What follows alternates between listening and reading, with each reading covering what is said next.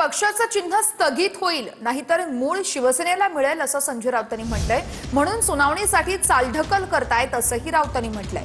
तर तुम्ही हिंदुत्वाशी गद्दारी केली म्हणून जनतेने तुम्हाला नाकारलं असं नवनाथ बन म्हणतायत। जनतेच्या न्यायालयामध्ये खरी शिवसेना एकनाथ शिंदेंचीच असंही बन म्हणतायत।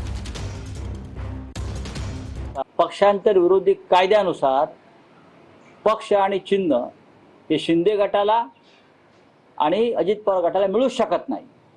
एक तर ते स्थगित होईल किंवा मूळ शिवसेनेलाच मिळेल, म्हणून तर ते चालढकल करतायत। जर निकाल फुट्टी गटाच्या बाजूने लागला असता तर एका मिनिटात निकाल दिला असता हो, पण संविधानाचं इतकं उल्लंघन सुद्धा त्यांना करता येत नाहीये, म्हणून ते आजचं मरण उद्यावर ढकलतायत। आणि तो निकाल येण्याआधी त्या दरम्यान त्यांना भारतीय जनता पक्षामध्ये आपला पक्ष किंवा एक गट मोठा मर्ज करावा लागेल, विलीन करावा लागेल। खरी राष्ट्रवादी अजितदादा पवार, सुनेत्राताई पवार यांची आहे, त्यामुळे यावर शिक्कामोर्तब झालंय।